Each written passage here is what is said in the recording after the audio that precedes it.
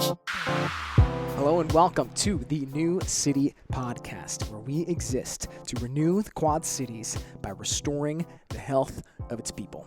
And today, we've got a real fun first ever New City Podcast with a guest. I suppose technically two guests, because this is kind of Alex's thing. There's lots of new stuff going on here today. Alex, Dr. Alex, interviews not Dr. Alex Connors over here, and myself. And what would you say the topic of this conversation is? Renewing the Quad Cities. Okay, that's fair. But so we dive into more specifically how that happens through the context of the gym, what the gym culture has looked like historically, how we're kind of trying to change that, and how it's going to change the world. Yeah. Is that fair? That's really fair. So, if you want to know how to change the world, listen up. I just have to remember controversy sells. So Controversy sells. you brought me on. Something's getting said. Is this like, is there a competing construction clothing wear company to Carhartt that we can be controversial over? We good? Yeah, I made sure to get you guys all hot and sweaty, so I'm the best looking one on the camera right now. Nice. All right, fellas. I'm going to go through kind of a state of the union on health in the United States real quick. Oh, didn't know that was happening. Wanted to get my source correct. National Business Group on Health says that every employee in the United States, on average, it's cost them $15,000 in health care annually. If we add everybody else in the United States to that, it only goes down to $10,000. So every single person in the United States spends about $10,000 on health care annually. Now, taking that figure into account, you would think that we'd be getting amazing results when it comes to our health. But when you look at the same statistics, not only are we spending that much on health care, which is twice as much as any other country in the world, but we're also ranked towards the bottom when it comes to health compared to every other country in the world. And when you look at things like obesity and diabetes and heart disease and disability, we are number one in the world right here in the United States. I'll just read this quote from the Washington Post. For the last 3 years, life expectancy in the United States, the richest nation on earth, has declined. This decline in life expectancy is being driven by rising death rates in young and middle-aged Americans. So, Jarek Bakken, owner of New City CrossFit, CrossFit Level 1 certified trainer, lifestyle coach. Alex Connors, 9 years in the fitness industry, working one-on-one with clients, personal training, lifestyle coaching. What would you two say has led to this huge problem that's happening in the United States right now? Oh, well, I mean, the real easy answer is lack of movement and excessive carbohydrate consumption. Okay. That's simple. I mean, like if we wanted to break it down into just kind of a general thing, yeah. I mean, it is well, okay. So looking a little bit deeper, if like that's probably like the textbook. If you wanted to like define a root cause of something, I think that's probably pretty close. But I think if we're looking a little more nuanced, it is the modernization and the industrialization of everything. So what normal life looks like for an American,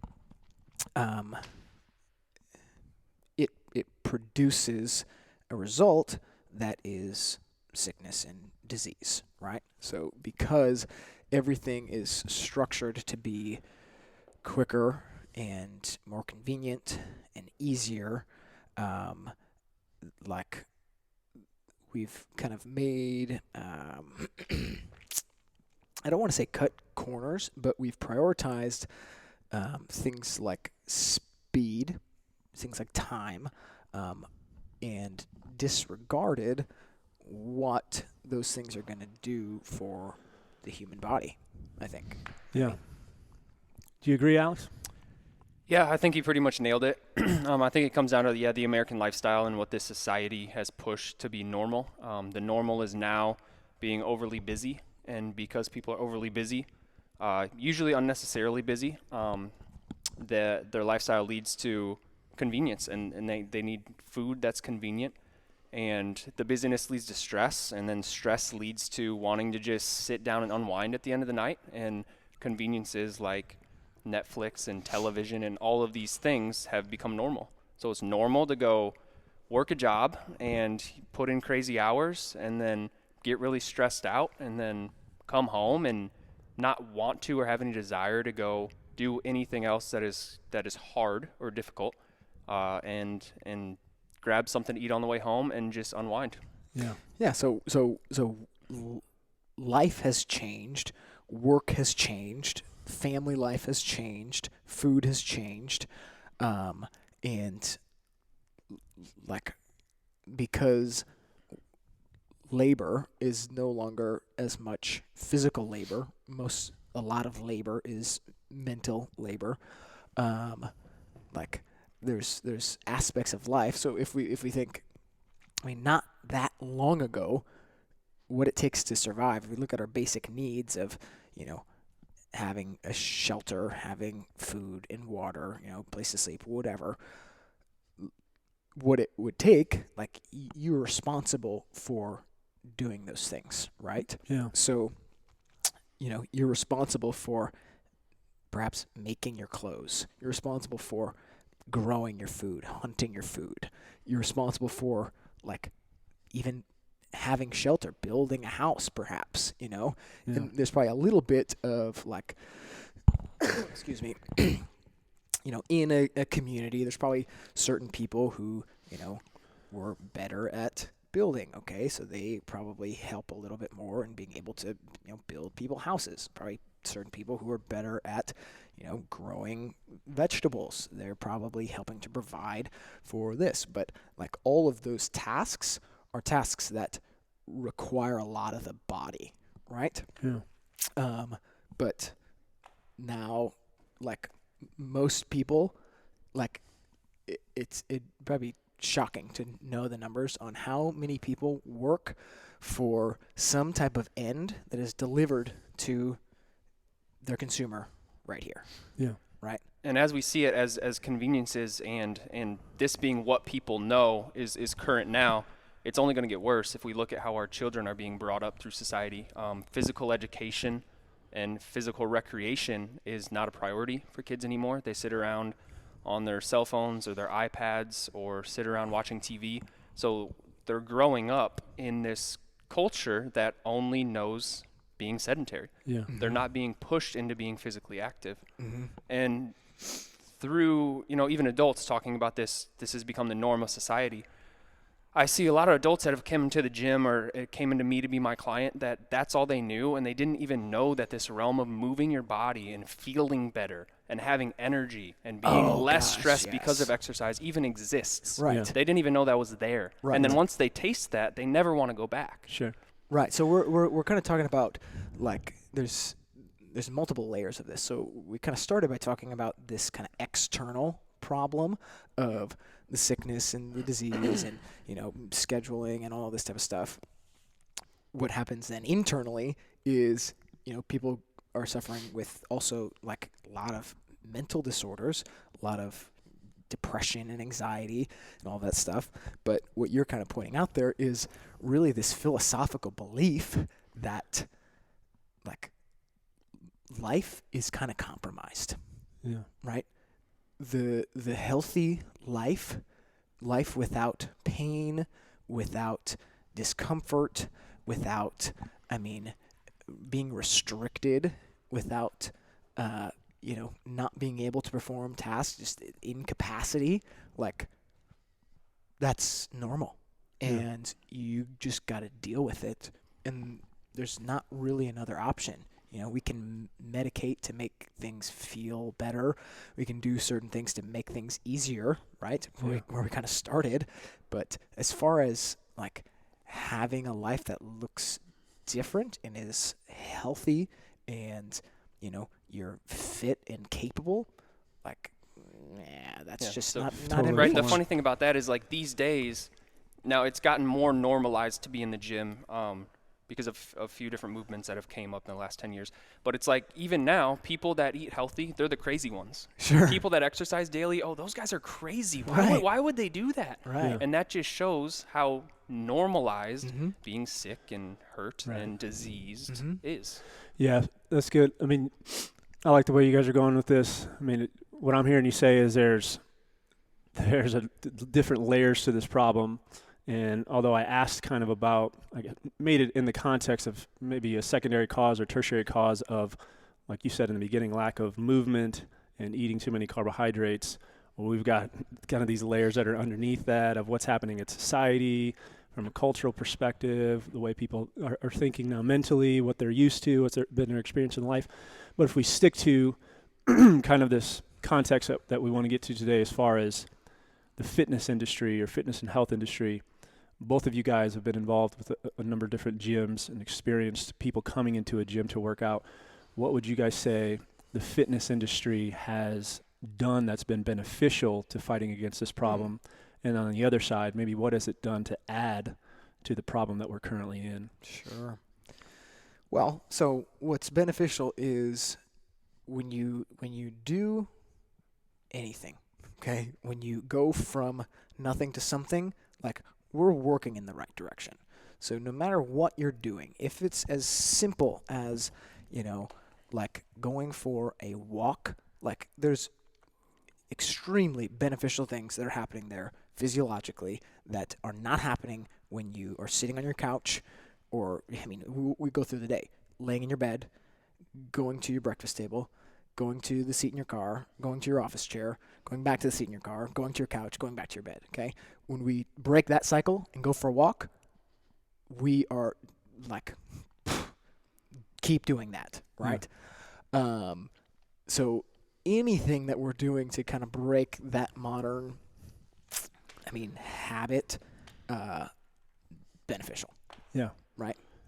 Yeah, and that's not like that. You can even look at physiology and kind of prove that that's the case. They when they look at people who are smokers, and if that person stops smoking for one day, Yeah. they can measure their physiology and see that it starts to work back towards homeostasis. Yeah. Yeah. So if they were to be able to restrain from doing that for, of course, multiple days in a row, their body would get closer and closer to homeostasis. Same concept as applying. If you're not walking every single day, your body's moving away from that healthy state that it wants to be in, and then one walk you go on, it starts to, your body like celebrates and says, yeah, we're going back towards the state that we want to be in. Yeah. So if we could just stay in that, which I think maybe this is something that you can speak to, Alex, the gym, one of the benefits of it is it offers that, right? Sure. It offers not just going out for a walk every day, but there's a specific place, maybe a specific time, working with a specific person in your situation that encourages people to get away from what's typically happening in their everyday life. Yeah, so what the fitness industry has done right, and there's been numerous avenues that has helped get it here, whether that be CrossFit blowing up, right? That's got a lot of people in the gym, or social media. Now a lot of people have access to see other people working out, or be able to connect with personal trainers, or be able to be guided in the right way of fitness. But the biggest thing the fitness industry has done right in the past 10 years has basically become very inclusive, and it's showed people that health is an option. Yeah. Yeah. That's, like I said, a lot of people were stuck thinking that health wasn't an option anymore, that this is their new normal and that's how they have to live. And through all those means I just mentioned earlier, getting people in the doors in the gym, they see other people just like them being healthy, whether that be the 45-year-old mom of 4 kids. She sees another 45-year-old mom of 4 kids doing what she's doing and feeling better, and she hears her testimony, and she understands that health is an option, Right. and it's out there, and she can achieve it. And it's not going to be easy, but she can achieve it. Right. Yeah. So here's Eat that another mic. statistic. Yeah. Real close. I think the latest statistic is about 61 million Americans have a gym membership, which is about 25% of our country. Mm-hmm. But 80% of our population don't exercise every day. Sure. They don't get what they would say is the estimated amount of time for you to be healthy during a week. 80% of Americans don't get it. So we have all these people having gym memberships, but unfortunately very little people are actually utilizing what they're doing. So what maybe has the gym industry or fitness industry, how has it contributed to this problem that we're talking about? Oh boy. Yeah, well, well, this is the with what the means I just talked about, like the social media and the internet, everybody's an expert. Yeah. Everybody's a personal trainer, and you don't know who to trust and who not to trust. So people can come into that space, whether that be a gym or an online coach or whatever, and get really poor information Yeah. and get burnt out and get their hormones all messed up or physically get injured, and then they have no faith in the fitness industry anymore because they were steered in the wrong direction, and now they just have a bad taste in their mouth.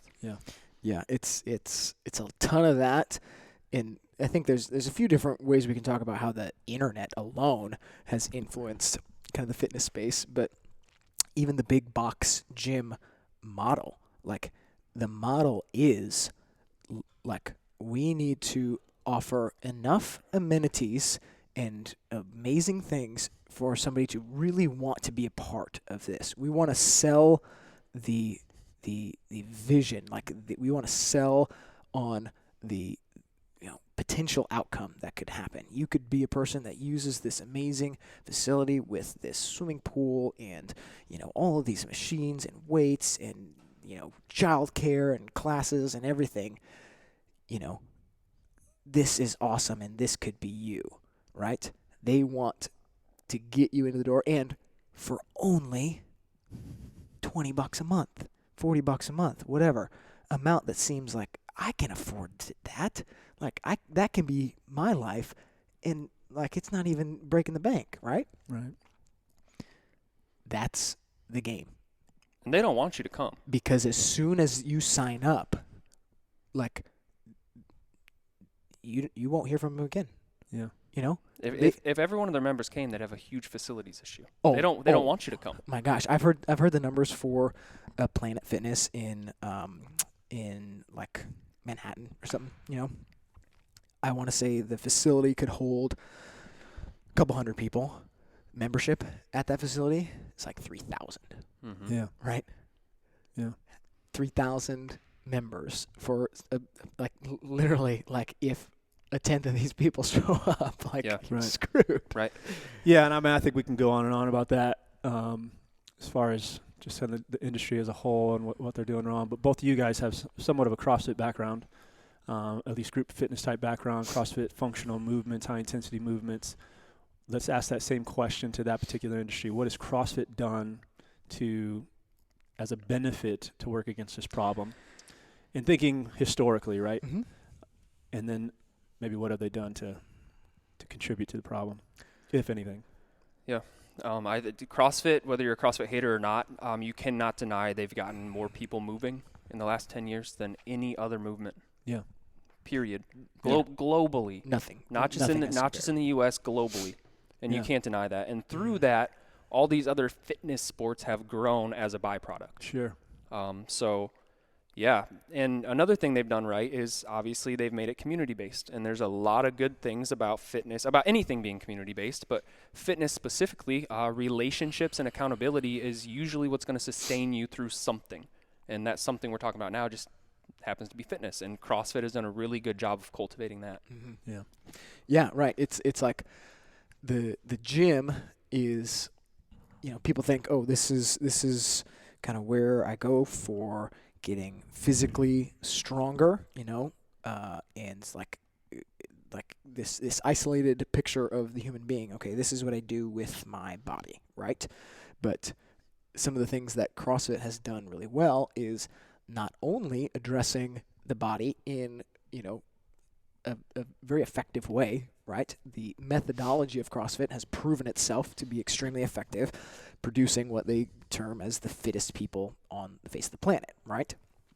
Not only was that like a chief end to be the best at fitness, but nutrition is like from day one a massive piece of the puzzle. Like the CrossFit pyramid, nutrition is the base of the pyramid, right? So now not only is it, okay, we need to move, we also need to understand how to eat, okay? And then it's not necessarily like, written into the rules of CrossFit, because technically it's like one of the ways it really grew was just this like online platform. But what Alex is saying, the community-based aspect of it, like you're addressing this other major piece of the human being in like we are relational beings, right? Yeah. It's so much different to walk into a group-based gym, group class-based gym, than it is for you and your water bottle and your headphones to walk into a giant room of treadmills and some free weights and like zone out. Right. There's a wildly different human experience like between those two things. I deem myself as pretty self-motivated, and what Jarek just painted as a picture, I wouldn't be able to sustain that for very long. It's just, it's not enjoyable. Yeah. Right. Right. And even look at that. There's people who do that, like who are part of these, like these gyms are not empty, right? There's people who do that, and they do that for a long amount of time. Most of them going with buddies. Right. Yeah. Right? They've got like their workout buddies. You know? Yeah. And So go ahead. Yeah. Like the individual who goes in there trying to do something by themselves, very, very rarely is successful. Yeah. And I think, early on, Greg Glassman's philosophy that he came out with, when this whole thing was founded, CrossFit in 100 words, depicts health pretty darn accurately. Yeah. Move your body in a bunch of different ways, a bunch of different time domains, eat real food. He says to play sports, to play different sports, so recreate and do it in a community. Yeah. Yeah. So, that's a good point. I think there's so much about CrossFit. So unless you're in a gym, unless you pay attention to CrossFit, nobody probably knows who Greg Glassman is. Sure. Nobody probably knows how much of a genius he is, how much of a pioneer he is in the fitness industry. Nobody probably knows how much of an expert the level 1 even, but all the other level certified trainers are. They just kind of see what's happening either on TV, or they talk to a friend maybe that tried a gym out, or maybe they even tried out once or twice. Mm-hmm. So has CrossFit done anything maybe, or neglected to do something that's kind of contributed to the problem that we're in? Yes, a lot. Okay. I can.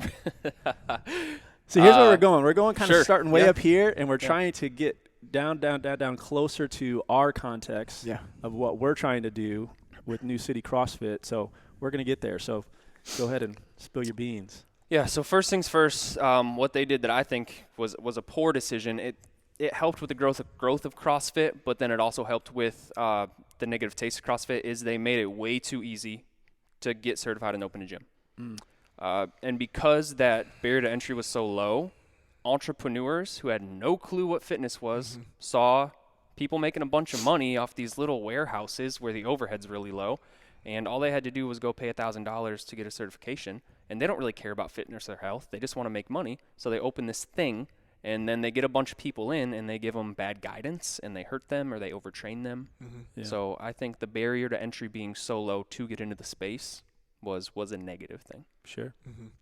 Yeah, and it's right. I think it's the lack of really understanding what's going on, like having a piece of it, like the entrepreneur scenario, like they understand a piece of it that's like working, but like clearly don't have the full picture, right? And so, and let me also say, let me back end that with this, that just because somebody has only gone and gotten their weekend certification and opened a CrossFit gym does not automatically make them a bad trainer. Right. Right. It's intention and passion and what you care about, and what you understand. And if you really, really care about making people healthy, and that's the reason you went down that road, then you're probably going to do well. Right. Yeah. Right. So it's like, what's the saying? Like, I only know enough to be dangerous, right? Yep. So it's having a little bit, but not really seeing the full picture that allows certain bad things to happen, And with CrossFit, one of the things is this idea that, results happen when we add in this piece of intensity, right? And so when we only understand intensity and not in the context of the appropriate use of intensity, people are going to get hurt. And that's probably one of the one of the bigger things that has been kind of like a downfall to just the perception of CrossFit is that stuff is, well, kind of going back. Like, people don't think that it's an option. You know, I can't do that, right? When in reality, like, from my perspective now, being on the other side of that, is like, you know, I think this is probably one of the best places you could be. If you think that you can't walk into a gym and perform certain things, like being in this place where we really highly value movement and moving well, we really highly value kind of meeting you where you are at and giving you something that's completely scaled to your ability levels. Like, and you also, just the fact that you have a coach, period, like, that's built into the structure of how we run things. Like, I don't know that there's a better place for you to be. Right. You know? Right. So you got something else on that? Just kind of, you know, piggybacking off what Jarek said with the, you know, the intensity thing is CrossFit gyms being businesses, from what I've seen, they think they need to provide value to their members, so they just like giving them really hard workouts, or they like packing in heavy weightlifting with a really hard workout every single day, because their members aren't educated, which is another thing a CrossFit gym should be doing, educating their members constantly on how the body adapts physiologically to back squats, or how the body adapts to intensity, or how much intensity should they get. Why is low intensity aerobic work beneficial every once in a while? Why is skill work, balance work, the stuff that's quote unquote boring, and the member in itself in an uneducated position doesn't see the value in it? Why can't we do that stuff? So they think that creating value in a CrossFit gym is just making the member really sore, making the member lie on their back after every single workout, making the member lift really heavy and go to 100% every time they put a barbell on their back. So CrossFit becoming a business and people being uneducated and thinking they need to create value has also gone down that road. Right. Yeah. Yeah. And it's so tough because there's a lot of people who this is funny. There's a lot of people who don't understand CrossFit, who think that's what CrossFit is. And unfortunately, there's a lot of people who are CrossFit gym owners who think that's what CrossFit is. And, like, it's not. Right. Like, referencing Glassman's 100 words. No. The philosophy of CrossFit when it was founded, coming back to it. That's not what that is. Right. And so it's like they don't even understand what they are doing, right? Like, when we look at what CrossFit is supposed to be, we look at the 100 words, like, that picture, like, I think is robust enough to include what is probably pretty much optimal for the human being. Excuse me, pardon the interruption from the regularly scheduled program. I gotta tell you that this is only made possible by these certain select people, okay? So one of them is New City CrossFit, right? That's where we're at. That's where we're broadcasting from most of the time. New City CrossFit, man, that's kind of the hand-to-hand combat of fighting the fight of the mess in the health of the Quad Cities, okay? So if you want to get involved with New City CrossFit, go to newcitycrossfit.com. Hit the Get Started button, and we'll get together and we'll talk about how we can help you. Okay, this show is also brought to you by Ty's Photo Video, okay, producer of this very good-looking show. You can tell when we have Tyler here to produce the episodes because they look so much better than what it looks like on my iPhone.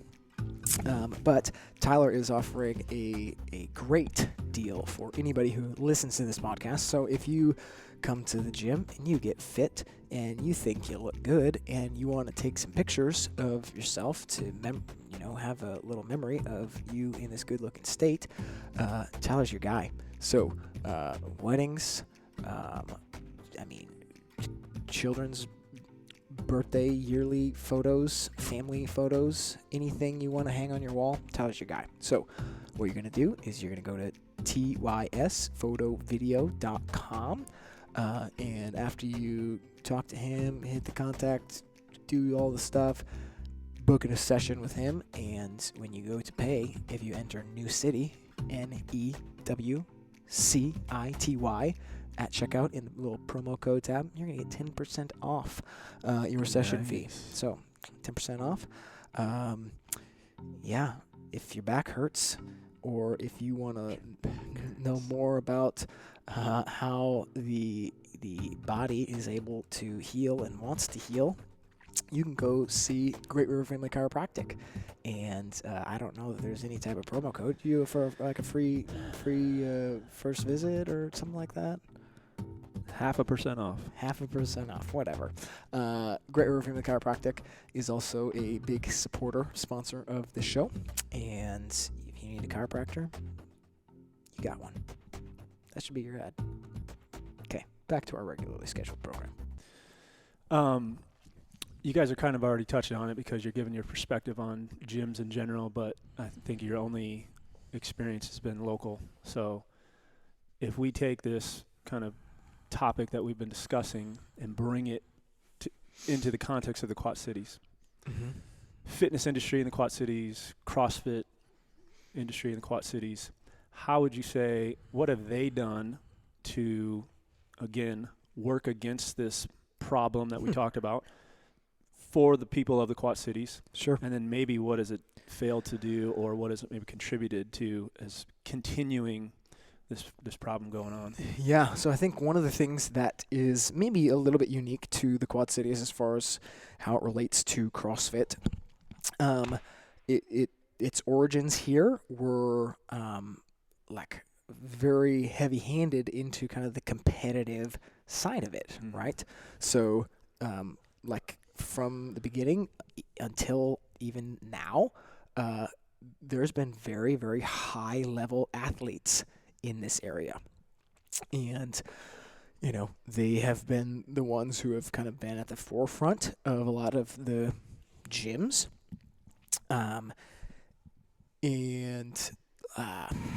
You know, there's a difference between somebody who is, you know, looking to perform at a high level in a sport and, you know, what we're doing for optimal health, right? Yeah.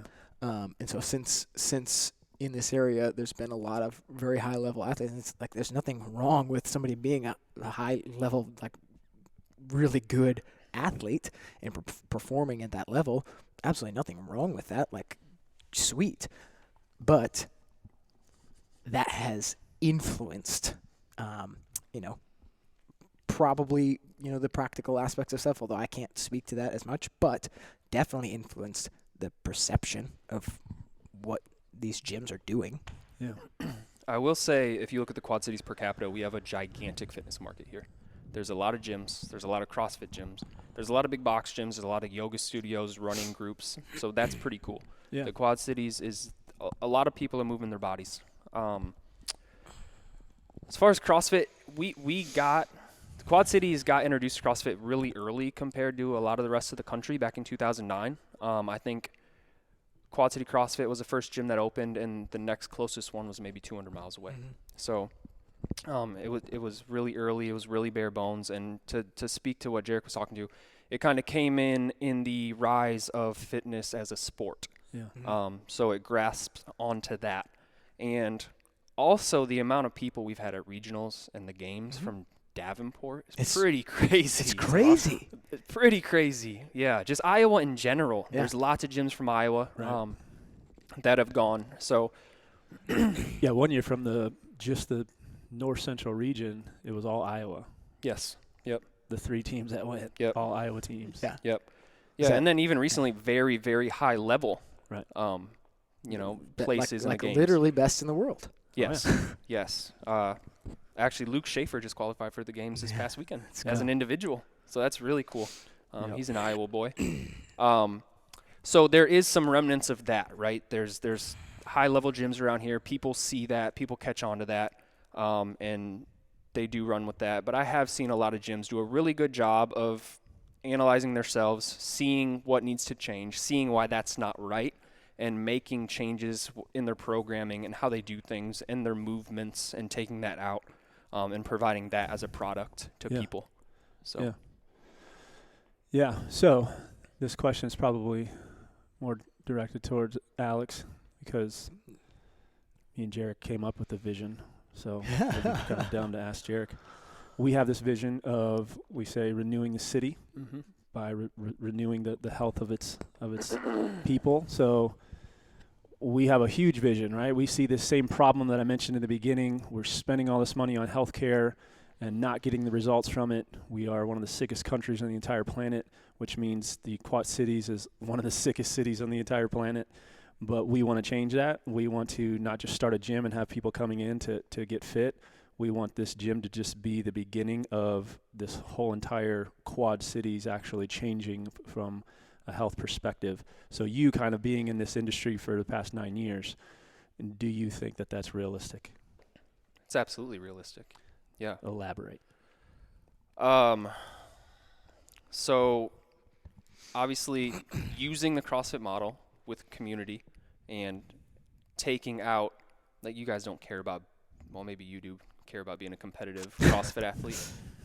Would you guys just win like the scaled Heartland Havoc or whatever?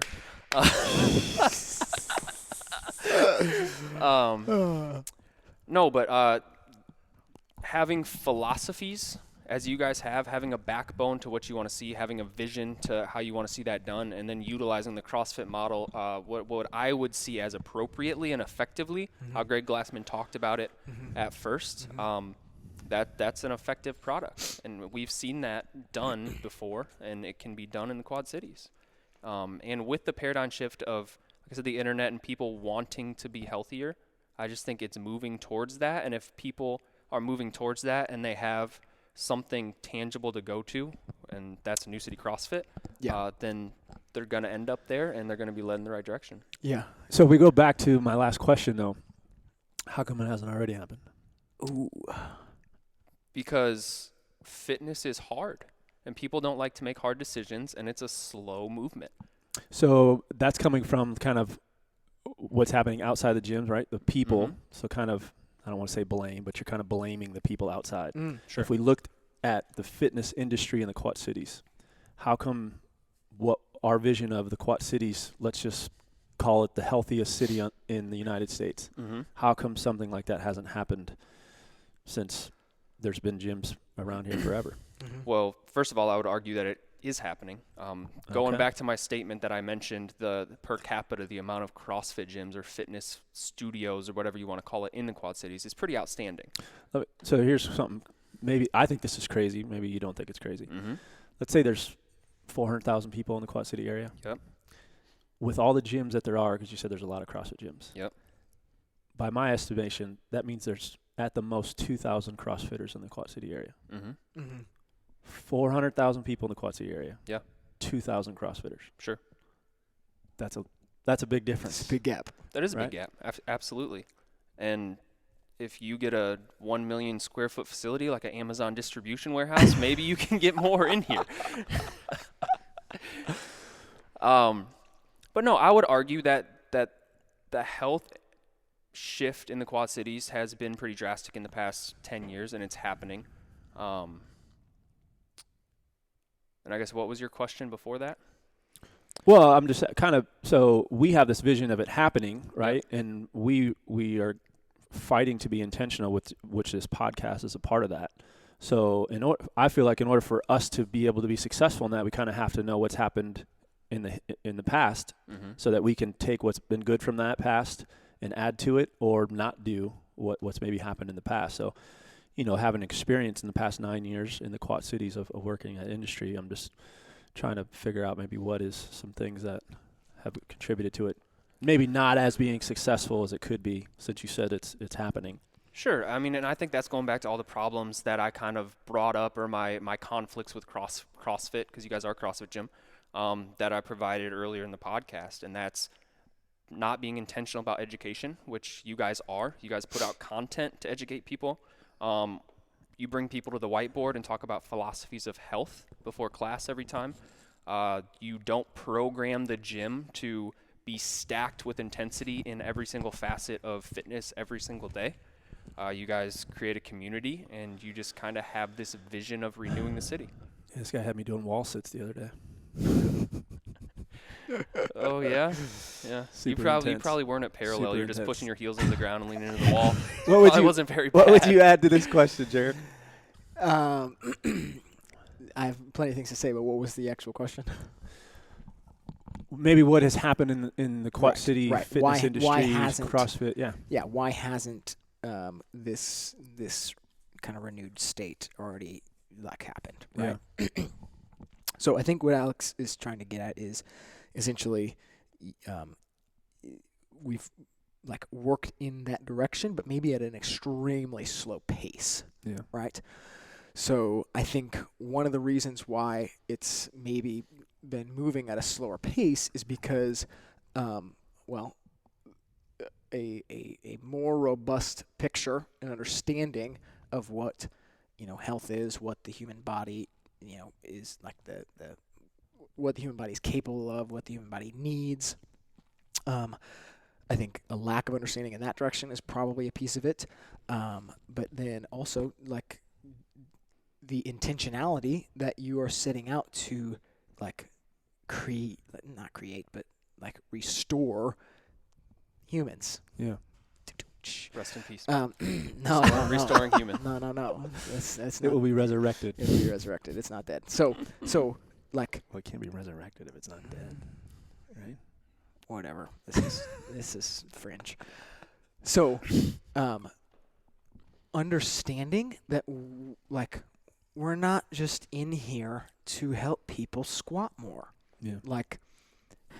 This is the breeding ground for creating a healthier person as a whole, okay? And I think there's a little bit of that, and I think also there's people who land there without aiming there, right? Yeah. I think I am prime example. I was super overweight, right? Very deconditioned, and I started working out, okay? I knew, okay, I need to lose weight. I need to start moving. A part of that is eating. So I think eating and moving sometimes get paired together, right? And when we do that, okay, things start to change, right? Yeah. I didn't necessarily have where I'm at now in the life that my family lives now. I did not have any vision for that, right? Yeah. But because I started learning about, okay, what is actually, optimal for human movement. Oh, the human body is supposed to be able to, squat down and get into this shape without, my back being in this position, okay?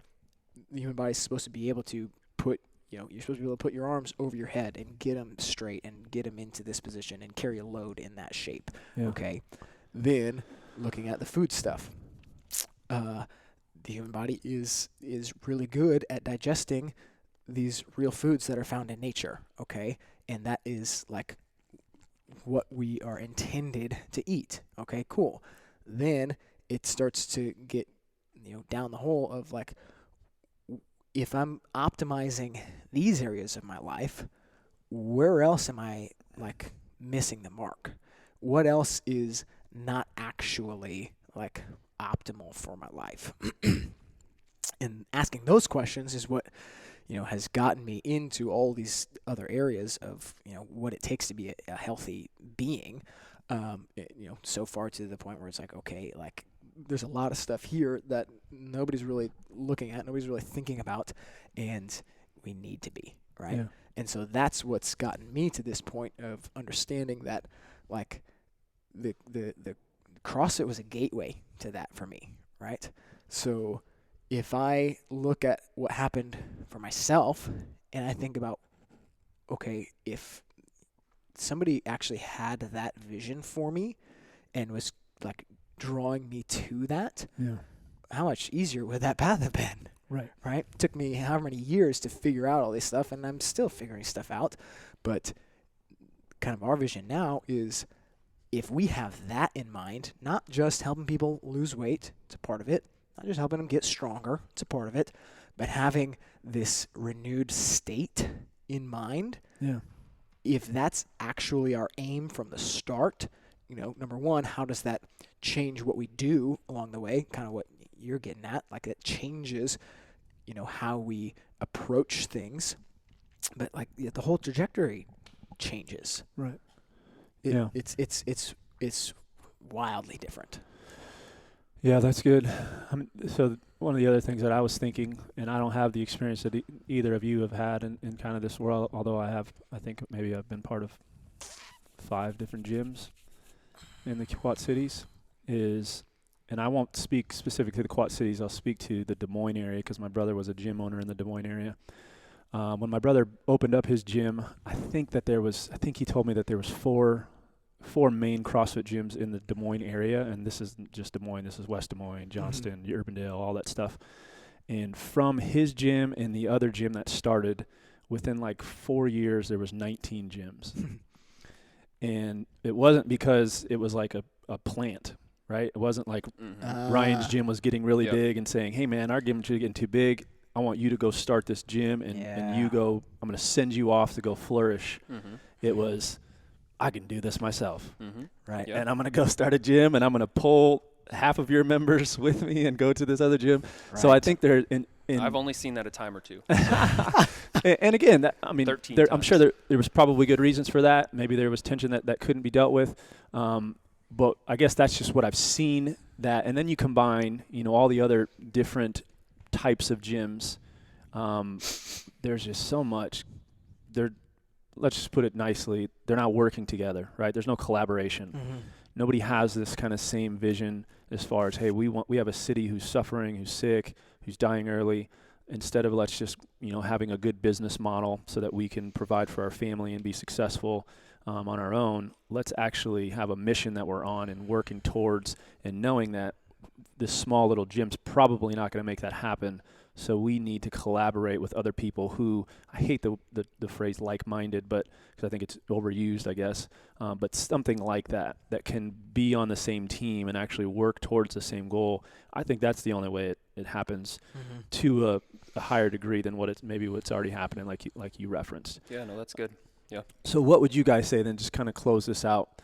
What would we need to do inside the gym, outside of the gym, to move this vision forward? What are some specific things that you think are necessary?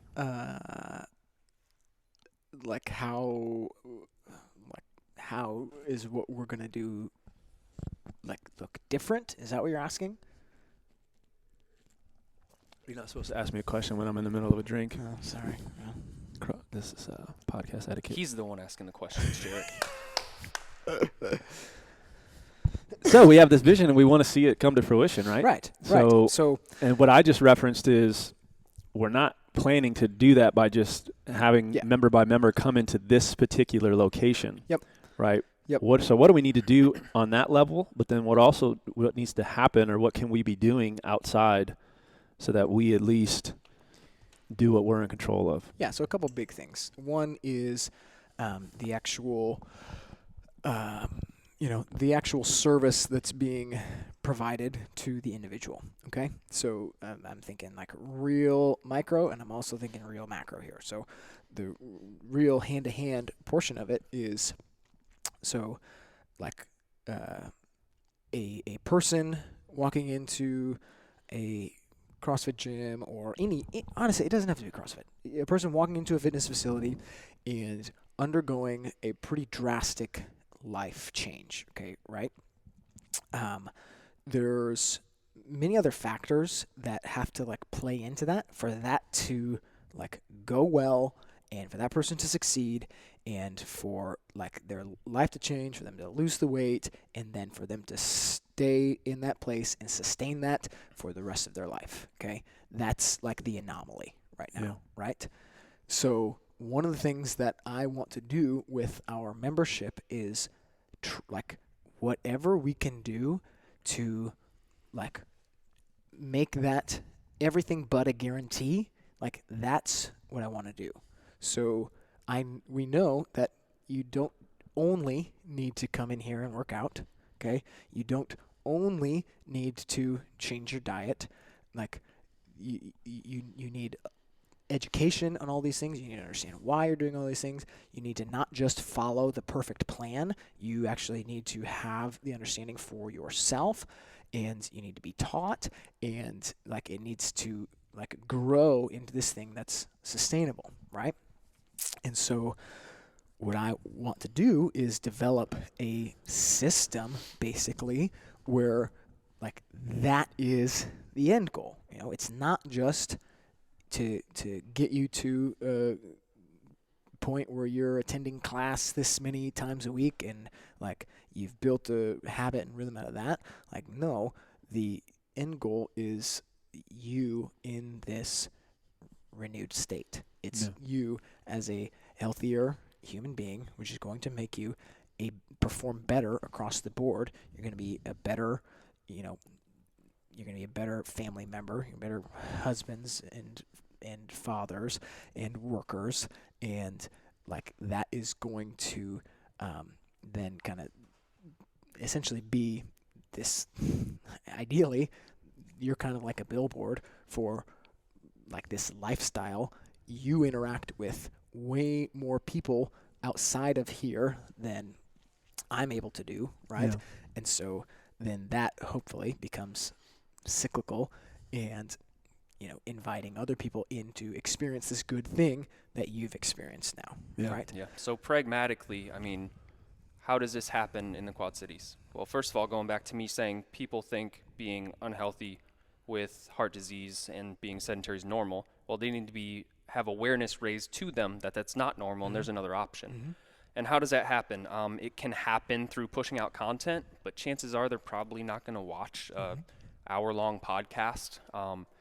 So it happens through relationship and community, right? And it happens through people being in here, having a life experience or a life change, and then going out, being in community with people, and intentionally telling them, hey, I've experienced this and I want you to experience this. So almost like being on mission. Right. Yeah. Right? And then you bring them in here and you give them a good product, and through that you see fruit and you grow, and then when you grow, you have no choice but to multiply. So it's almost like you need to be in community on mission and be fruitful and multiply. Kind of figuring out where we got this concept, Yes. right? Yeah. Don't Strange, huh? Don't tell Justin. It's a model that works, and everything I just said, I mean, being punny, but everything I just said is true. That's Right. how it needs to happen. People need to be made aware. They need to be delivered a good product, and then the people who are stewarding that product need to expand that product so they can reach more people.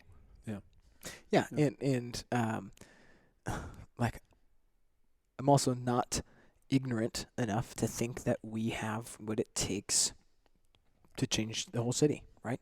We need that to happen. I don't expect 400,000 people to listen to us banter about this, right? Mhm. Yeah. And I don't need 400,000 people to listen to us. I need the right person to hear this. And then for them to kind of be loaded with the education and almost the ammo to be able to enter into a conversation with, their closest friend, Yeah. right? I need that to happen Yeah. a lot of times. Yeah. Right? Yeah, I mean, one of my mentors in chiropractic always used to say that people are always looking for, people are kind of built to have a vision for their life, have a purpose, Mm-hmm. but most people just don't ever find it. Mm-hmm. So when they find something that's attractive, then they do pretty good at kind of jumping on the train there. So like you're saying, if we can not only do what we need to do in here as far as providing value for every person that walks in, and working our butts off to try to not only educate them on what our vision is for them from a health perspective, and how that translates then to life, like you said, being a better person, better husband, better wife, all those type of things. But then also being able to say, well, the goal is the city being renewed, right? But we're doing that through individual people. So because you're a person that's experienced this, now kind of jump on the train, right? Jump on this mission to help us make this happen throughout the Quad Cities. Mm-hmm. Cool, fellas. Well, yeah, I appreciate all your expert knowledge on all of this. sure. You guys did great. Yeah. I'm excited to be on this mission. Excited to start seeing some things happen in the Quad Cities. Doing this podcast, I know you said that we're not going to have 400,000 people listening to it, but I'm excited about this podcast. I think it's going to be helpful to get the message out there and to be a piece of educating people and in that collaboration thing that I talked about, trying to get other people on here that are like-minded and want to see the same thing happen. So that's what's coming in the future. We're at the end of the show. All my friends have left except for you. You're my friend, and you're still here. Because if you're listening to this, you're still here, right? So thank you for listening all the way through. If you like what you hear, please go on to iTunes or Spotify or wherever you listen to this and leave a review. If you subscribe, you're going to get this on the regular. If you go to Facebook and like and Instagram and follow and all this stuff, you'll be able to stay up to date on what's going on. So, again, thank you for your time, your attention, and we'll catch you next time. Peace.